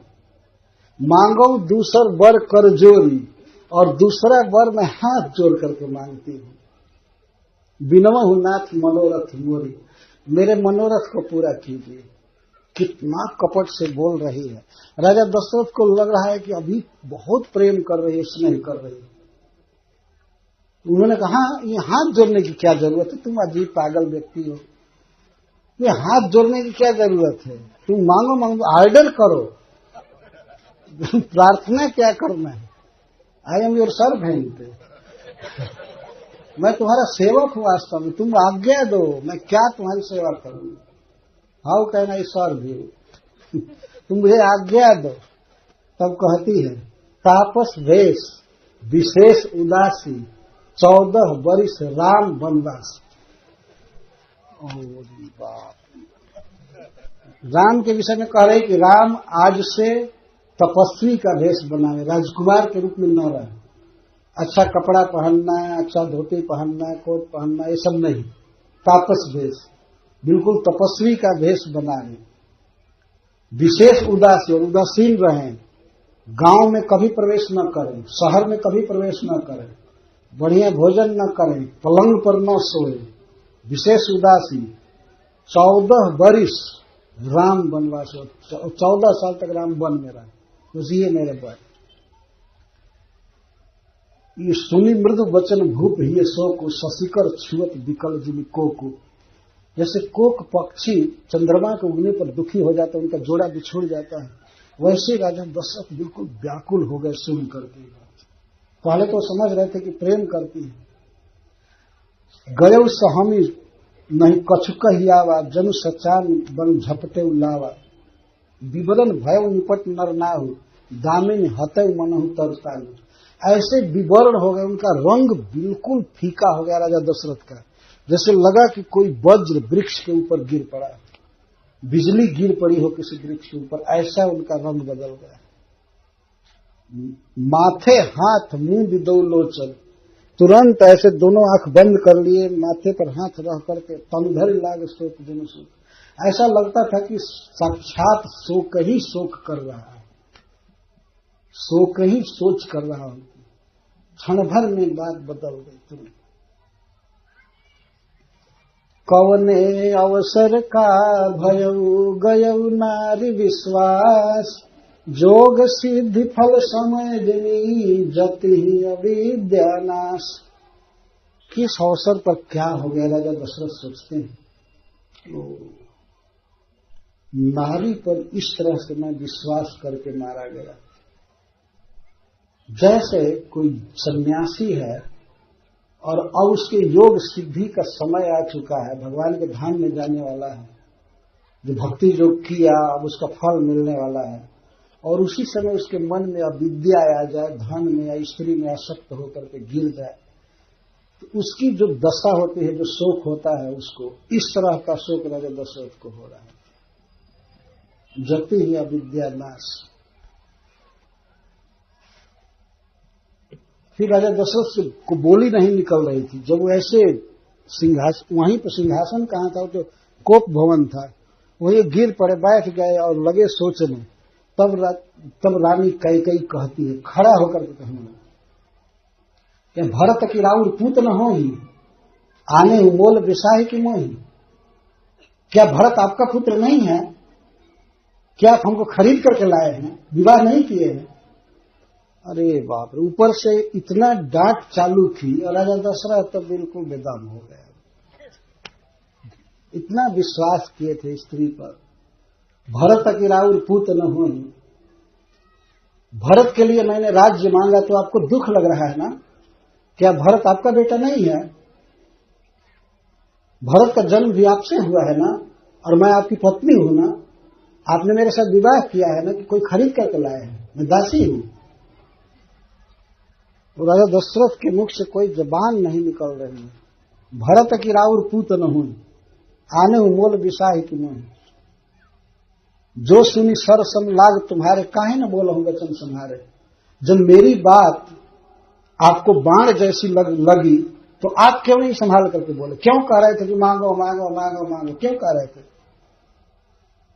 जब मेरी बात आपको इतना कठोर लग रही, बाण जैसी लग रही, तो आप क्यों नहीं संभाल करके बोले? बहुत दानी बनते,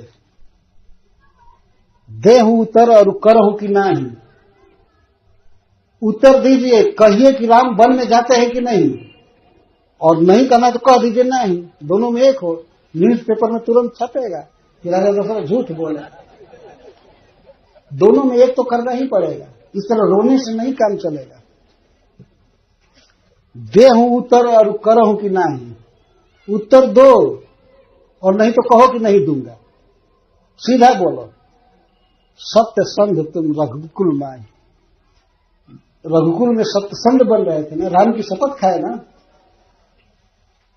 देन कहूं अब जनी बर दे हूं, देने को कहे थे मत दो। तजहु सत्य जग अपजस ले हूं, सत्य को छोड़ दो, दुनिया में बदनामी लो, अपजस लो। दोनों में तो एक लेना ही पड़ेगा। सत्य सराही कहे बल देना, सत्य की सराहना करके। सत्य बोलना परम धर्म है। सत्य जैसे दूसरा धर्म नहीं है। सत्य की इस तरह से सराहना की तो क्या जानते थे कि मैं चबेना मांगूंगी? जाने उल्ले ही मांगी चबेना। सत्यवादी बनते, और जब मैं मांगी तो इस तरह बदल गए। जानते इतिहास पढ़े हैं आप? शिवी दधीच बलि जो कछु भाखा, तन धन तजव बचन पन राखा। शिवी महाराज, शिवी, दधीची ऋषि और बलि महाराज जो कह दिए तो कह दिए, और अपने वचन को रखने के लिए उन्होंने धन छोड़ दिया, देह छोड़ दिया। सुना है ना, पढ़े हैं। राजा दशरथ को इतिहास पढ़ा रही है, वैदिक इतिहास। स्त्री इस तरह से डांटे, पढ़े हैं, सुने हैं। शिवी महाराज ने क्या किया? एक कबूतर के प्राण की रक्षा के लिए उन्होंने अपने शरीर का मांस दे दिया। दधीची मुनि अपना पूरा हड्डी दान कर दिए देवताओं की रक्षा के लिए। बलि महाराज ने कह दिया देने को वामन भगवान को, तो उन्होंने सारा भूमंडल दे दिया, अपने लिए एक पैसा नहीं रखे। तन धन तजव वचन पन राखा। वे लोग अपने वचन की रक्षा किए। और आपसे मैं क्या मांगी? केवल आपके ही बेटा को राज्य मांगी ना, और एक बेटा को मैंने कह दिया कि वन में कर दीजिए। मैंने तो कुछ भी नहीं मांगा, और यह भी आपके लिए अशक्त हो गया, दूसरा हो गया, आप नहीं दे सकते हैं। तन धन तजव वचन पन राखा। इस तरह से यह स्त्री की डांट, किस तरह पुरुष को या अपने पति को धर्म की शिक्षा दे रही है, डांट करके, मूर्ख कही के। याद करो बलि महाराज ने क्या किया, अपने वचन की रक्षा किए ना। भगवान ने सारा धन ले लिया, सब कुछ ले लिया, फिर भी वो अपने वचन से डिगे नहीं। अतिकट वचन कहत कैके, मानहु लोन जरे पर दे। इतना कठोर बोल रही थी, लगता था कि जले हुए घाव पर नमक डाल रही है और पीड़ा होती है। मानहु लोन जरे पर दे। मैं इस प्रसंग को कह रहा हूं, मेरे कहने का आशय यह है कि पुरुष किस तरह से स्त्री के इस दुर्भिसंधि को, घातक भाव को नहीं समझ पाता है, उल्टे उसमें प्रेम देखता है। और बहुत बड़ी बड़ी घटनाएं इस तरह से होती हैं। स्त्री के मोह में पड़ करके ही बहुत से गलत काम कर बैठता है पुरुष। जैसे राजा दशरथ का इस तरह कह देना कि तुम जो इच्छा हो मांगो, जो इच्छा हो मांगो, इनको फेर में डाल दिया इस तरह से। तो भगवान ने इस तरह से स्त्रियों का निर्माण किया।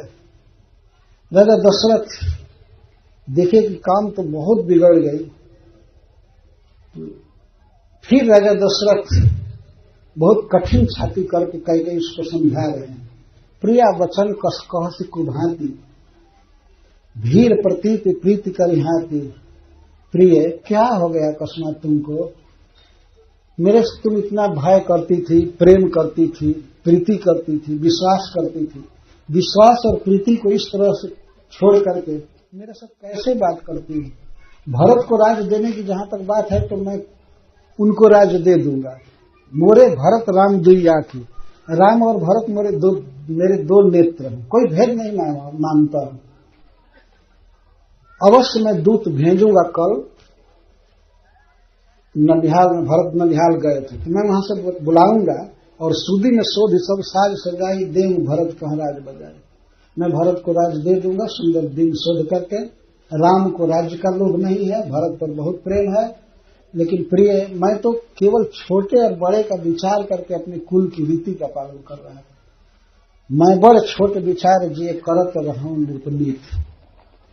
मैं राजा की जो नीति है कि बड़े बेटा को राज देना चाहिए, इस नीति के अनुसार मैं राम को राज दे रहा था। नहीं तो लोभ न राम ही राज करो, बहुत भरत पर प्रीत। भरत पर बहुत प्रीति है, उनको राज्य का लोभ नहीं है। राम की शपथ खाकर कहता हूं कि राम की माता कौशल्या ने मुझे इस विषय में कुछ नहीं कहा था कि राम को राज्य दीजिए। राम शपथ सत कहूं सुभाऊ, राम मातु कछु कहे न काऊ। राम की माता कौशल्या ने हमको इस विषय में कुछ नहीं कहा था। और मंथरा ने ये बताया था कैकेयी को कि कौशल्या ने फोड़ा है राजा दशरथ को कि राम को राज्य होना चाहिए। ये मैं मानता हूं कि मैं तुमसे बिना पूछे सब काम किया हूं, इसलिए मेरा मनोरथ पूरा नहीं हुआ। देखो तुम क्रोध छोड़ो, कुछ दिन के बाद भरत राजा होंगे। एक ही बात का मुझे बहुत बड़ा दुख लगा है कि दूसरा वर जो तुमने मांगा वह असमंजस है, ठीक नहीं है। और तुम कृपा करके बताओ कि राम ने क्या अपराध किया तुम्हारा। तुम तो हमेशा सराहना करती थी राम की, शत्रु भी राम की बड़ाई करते हैं, तो वो अपने माता के प्रतिकूल कैसे कर सकते हैं। प्रियाहा सरिस परिहरहूं मांग विचार विवेक, जही देखो अब नैन भरी भरत राज अभिषेक। हे प्रिय, हमको अभी भी विश्वास हो रहा है कि तुम हास परिहास कर रही हो ना, मजाक कर रही हो ना। मैं मजाक कर रही थी, ये अभी नहीं समझ रहे हैं।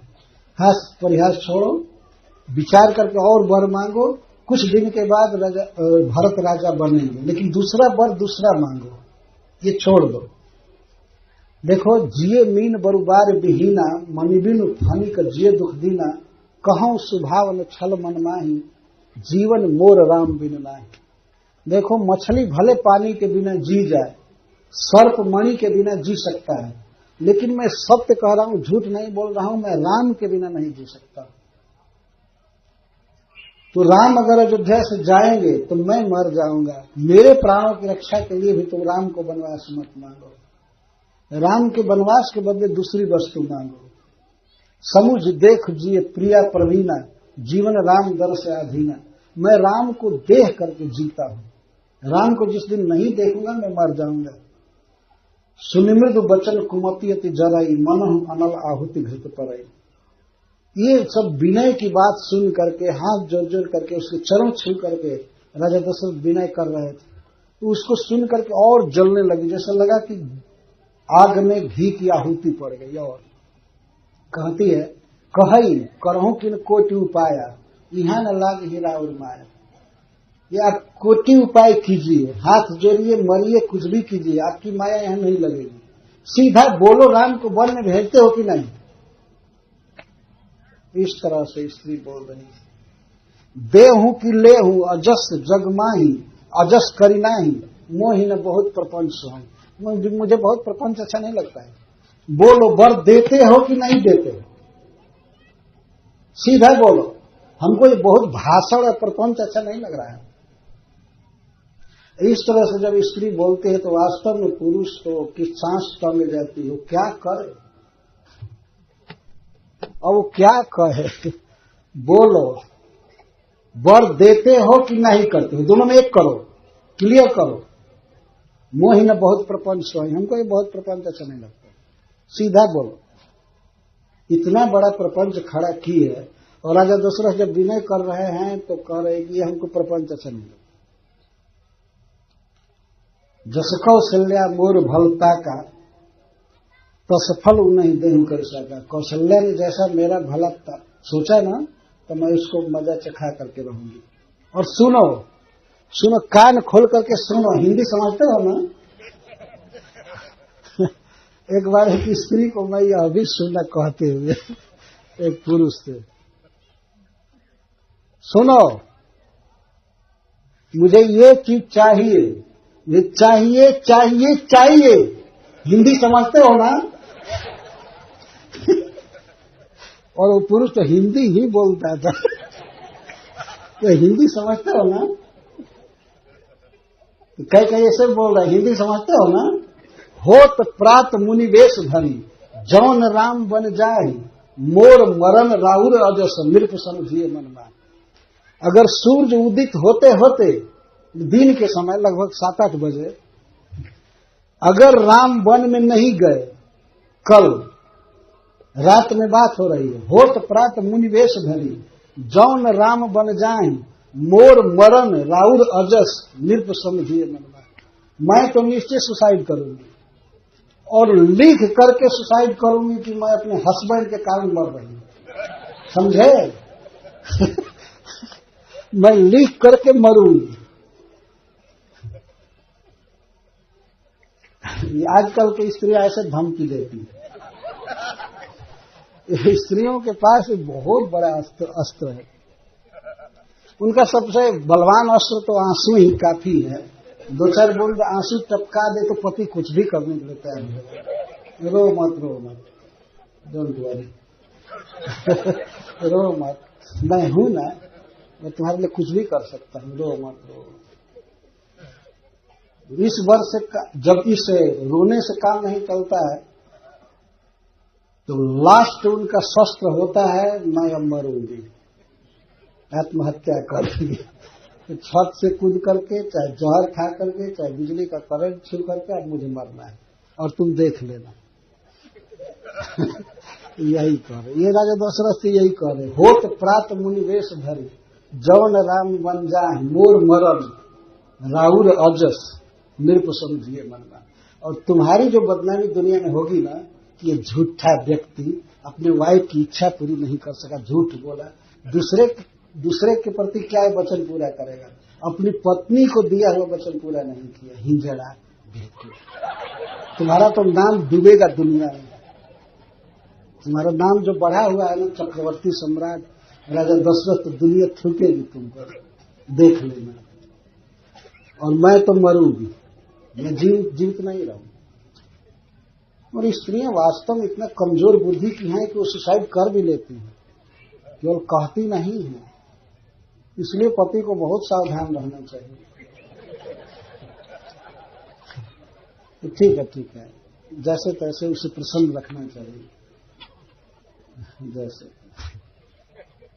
अंतिम दाव लगा दिया, वो भी टाइम नहीं ज्यादा दिया, बस सूर्योदय तक टाइम दिया। कहीं नहीं। होत प्रात मुनिवेश धरी, जौन राम बन जाए मोर मरण राउर अजस नृप समझिए। तुम्हारा तो नाम डूबेगा और मैं जाऊंगी जमराज के पास, मरघट पर जाऊंगी, देख लेना। ऐसे स्त्रियां कहती, अब तुम मेरा मरा हुआ मुख देखोगे। ऐसे कई बार कहती, तुम जीवित नहीं देख पाओ। राजा दशरथ जब इस प्रकार के सुने, यहां पर खड़ी हुई कई तो गहिपद विनय किन्ह बैठाई। राजा दशरथ फिर उसके चरण में गिर करके कहा, पहले बैठो, तो प्लीज सिट डाउन, पहले बैठो, सुनो, बैठो, क्यों इतनी उतावली हो रही है, पहले बैठो, तो बैठ। जनि दिन कर कुलहोश कुठारी, इस सूर्यवंश में तुम कुल्हाड़ी मत बनो, इसको काटो मत। तुम अभी मेरा मस्तक मांगो, मैं काट करके दे दूंगा। मांगू माथ अब ही दे तो ही, राम विरह जनि मारे सुनोगी। मेरा मस्तक मांगो, मैं काट करके दे दूंगा, लेकिन राम के विरह में मुझे मत मारो। राख राम कहूं जेहि तेहि भांति, नाही तो जरहि जन्म भर छाती। राम को रख लो अयोध्या में। राम के कान में बात न जाएगी, कहीं ने ऐसा मांगा है। नहीं तो राम वन में चले गए तो तुम भी जीवन भर जलोगी, तुम्हारी छाती जलेगी। मैं जानता हूं कि आज तुम विपरीत हो, कल तुम भी मरोगी राम के विरह में, इसलिए राम को रखो। राजा दशरथ ने देखा कि बिल्कुल असाध्य व्याधि है, वो मान नहीं रही है। उसके मुख की मुद्रा बिल्कुल क्रोध में है, दांत से ओठों को दबा करके और कठोर नजर से देख रही है। फिर कहती है, जौ अंत्यवश कर्तव्य रह, मांग मांग तुम केहि बल कहो। जब यही अंत में तुमको करना था तो मांग मांग क्यों कहा, क्यों मांगने को कहा? झूठा कहीं के, क्यों मांगने को कहा? बच्चोड़ झूठा। इस तरह से डांट रही है कहीं। तुम झूठे हो।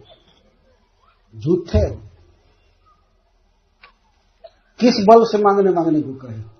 करे थे नहीं कि तुम जो भी मांगो। मांग मन भावती बाता, तुम्हारे मन में जो अच्छा लगे मांगो। तो मैंने मांगा। जब यही करना था तो क्यों मांगे, क्यों मांगने को कहे। दुई की होई एक समय भुआला, हसब ठठाई फुला उजाला। दो व्यक्ति एक समय राजा नहीं हो सकते हैं। कोई व्यक्ति ठठा करके हंसे भी और चाहे कि गाल भी फूला रहे, ये हो नहीं सकता है। ठठा करके हंसेगा तो गाल की हवा निकल जाती है, गाल दब जाता है। तो ठठा करके हंसना और गाल फुलाना दोनों एक साथ नहीं चल सकता। छाड़हूं वचन की धीरज धरहूं, जनी अबला जिमी करुणा करो। धीरज रखिए, वर दीजिए और नहीं तो वचन छोड़िए। अरे मैं अबला हूं ना, मैं स्त्री हूं ना, और तुम स्त्री की तरह रो रहे हो। चूड़ी पहन लो, चूड़ी पहन लो, तलवार धारण मत करो, राजा बनते हो, योद्धा बनते हो, रो रहे हो इस तरह। रोना तो स्त्रियों के जीवन दिया है भगवान ने, पुरुष को नहीं रोना चाहिए। तुम रो रहे हो, अबला की तरह रो रहे हो। राजा दशरथ को अब विश्वास हो गया पूरा कि तो पूरा विरुद्ध भाव में है। तब वे कहते हैं बस बस बस बस स्टॉप, बंद करो। मैं समझ गया, मैंने कई जन्मों में बहुत बड़ा पाप किया था कि तुम्हारे साथ मेरा विवाह हुआ। ये कहते हैं मेरा ये पाप था, मेरा कोई पाप था, दुष्कर्म था कि तुम्हारी जैसी पत्नी मुझे मिली। शोषम मोर पाप परिणाम भय कुठार जही विधिवाणी। ठीक है, देखो मैं भविष्यवाणी करता हूं, राम तो वन में जाएंगे लेकिन भरत राज्य नहीं करेंगे। सुन लो, सारे भाई राम की प्रतीक्षा करेंगे और सेवक रहेंगे, राम अयोध्या लौटेंगे, राम राजा बनेंगे एक दिन। लेकिन सुनो कही तोर कलंक मोर पछताऊ, मुयहु मिटा ही न जाहि काऊ। ये मरने पर भी तुम्हारा कलंक और मेरा पश्चाताप शोक नहीं गएगा। लेकिन अब तुमसे मैं ये ही बात कह रहा हूं, अब तो ही नीक लागू कर सोई, लोचन ओठ बैठ मुंह गोई। तुमको जो अच्छा लगता है वो करो, लेकिन तुम मेरे आंखों के सामने से हट जाओ यहां से। अब तो राजा दशरथ समझ गए कि राम को तो वन में अब जाना ही है। वे अब शोक में और क्रोध में कह रहे हैं लोचन ओठ बैठ मुंह जो गोई। तो मुंह छिपा करके मेरे सामने मत आओ कभी, जाओ जहां जाना है जाना। और जब लग जियो कहूं कर जोरी, तब लग जन कछु कह से बहोरी। मैं तुमसे हाथ जोड़ करके कह रहा हूं, मैं जब तक जीऊंगा तब तक मेरे सामने मत आना, और कदापि कोई बात भी मत बोलना, फोन से भी बात मत करना, समझी? डोंट कॉल मी। मुझसे फोन से भी बात मत करना, मैं यही कह रहा हूं। जब तक जीऊंगा हाथ जोड़कर तुमसे कहता हूं, बात बोल, मुंह दिखाने की तो बात क्या है, हमसे कभी बात मत करना, बोलना मत, जो हुआ सो हो गया, जाओ तुम। लेकिन ये सब भी बात राजा दशरथ अभी भी इस आशा से बोल रहे हैं, वो कहेगी कि गलती हो गई, मैं दूसरा वर मांगती हूं। लेकिन करोड़ों उपाय किए राजा दशरथ, लेकिन वो बदली नहीं।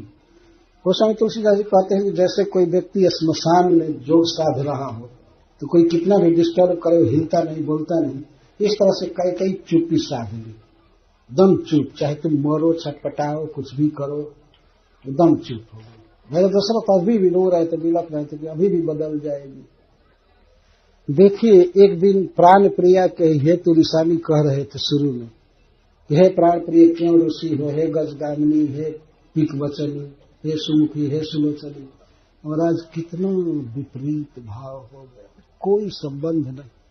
ये है संसार का झूठा स्नेह। व्यक्ति अपने स्वार्थ में कुछ भी कर सकता है, कोई प्रेम नहीं, कोई प्रीति नहीं। ये निश्चित है कि राजा दशरथ मर जाएंगे राम के विरह में, फिर भी कई ने कंप्रोमाइज नहीं किया, नहीं वन में जाना है। इस तरह से ये बल है स्त्रियों का, इतिहास बताता है। अतः स्त्री के साथ रहना तो जरूरी है, लेकिन जो उससे खतरा है उससे बच करके रहना चाहिए। जैसे बिजली का इस्तेमाल आप लोग करते हैं, लेकिन सरकार लिखी रहती है डेंजर।